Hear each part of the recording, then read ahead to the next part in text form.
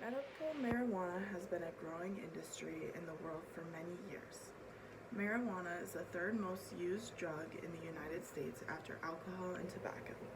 Alcohol and tobacco use have a total of 450,000 deaths per year. Because marijuana is non-toxic, it cannot cause death by overdose. I will be discussing why I think medical marijuana should be legalized. I am credible to speak on this topic because I have researched many non-bias based articles from many different references. Today, I will advocate the use of medical marijuana. Specifically, I will discuss the history of marijuana usage, the benefits medical marijuana has for many diseases and illnesses, and how marijuana can benefit the economy.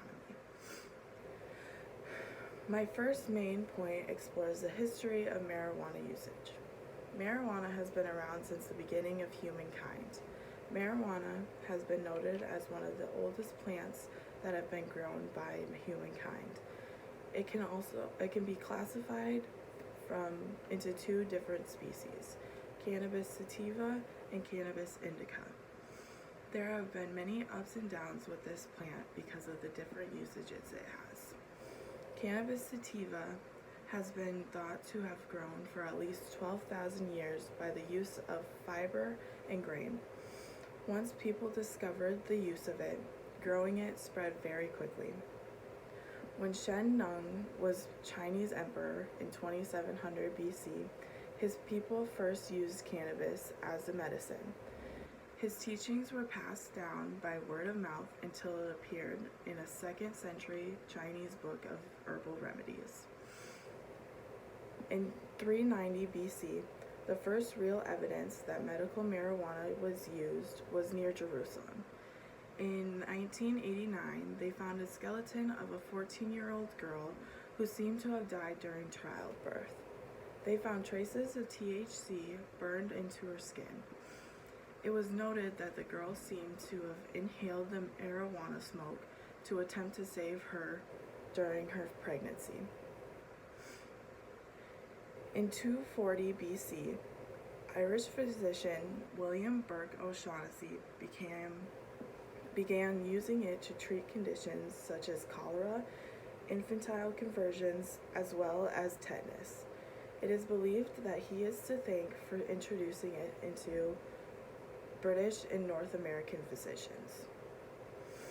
In 1563, Garcia da Orta, who lived in India, recorded the first observation of the effect cannabis had on people. She recorded, "Those of my servants who took it said that it made them so as to not feel work, to be very happy, and to have a craving for food." During the American Civil War, it is reported that some army doctors prescribed cannabis with opium to try to help reduce the death rate from diarrhea and dysentery. The legalization of marijuana began in 1923. New Orleans was the first to ban marijuana because the drug fueled a morale crusade. They believed the drug usage was a menace to society. In 1996, California passed a law that allowed the sale of medical use of marijuana for patients with HIV or AIDS, cancer, and other illnesses. In the last several years, many countries over the world have legalized the use medically and recreationally. Some places also decriminalized it in an attempt to lower prison rates. Now that we've talked about the history of marijuana, we will now discuss the benefits that marijuana has for illnesses and diseases. According to Peter Grinspoon, the most common use of medical marijuana is for pain control. It is not strong enough for severe pain, but it can be a good use for chronic pain. It is also known to help with seizures and epilepsy. So this is a video about a child who has epilepsy and has been using it for a while.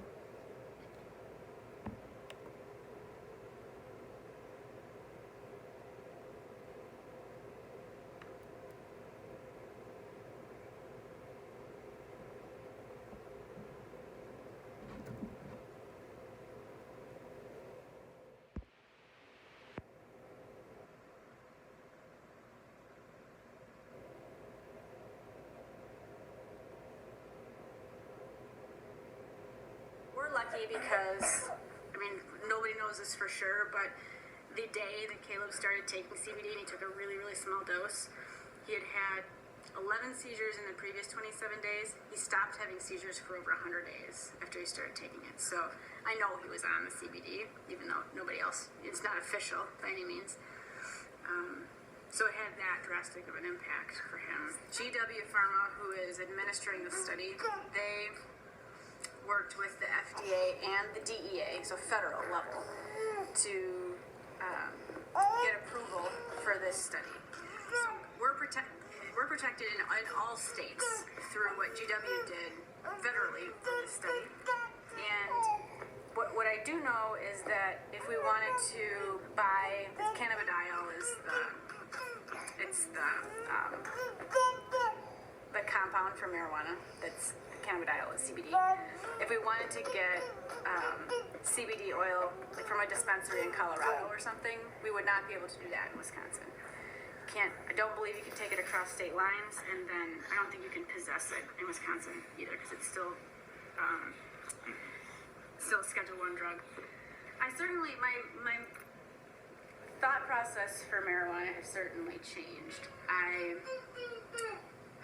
not sure, I don't necessarily support recreational, but for medicinal purposes, I think that, based on the results of Caleb's study, if other pharmaceutical companies with the right resources to do a proper test, this is a proper test,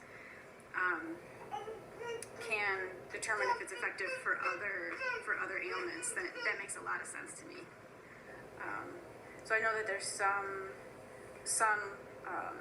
legislation that hasn't been passed yet that would open up funding for companies that want to run these kind of tests and just make it easier to administer them. So I think that makes a lot of sense to me, and I would support that for sure. Yeah.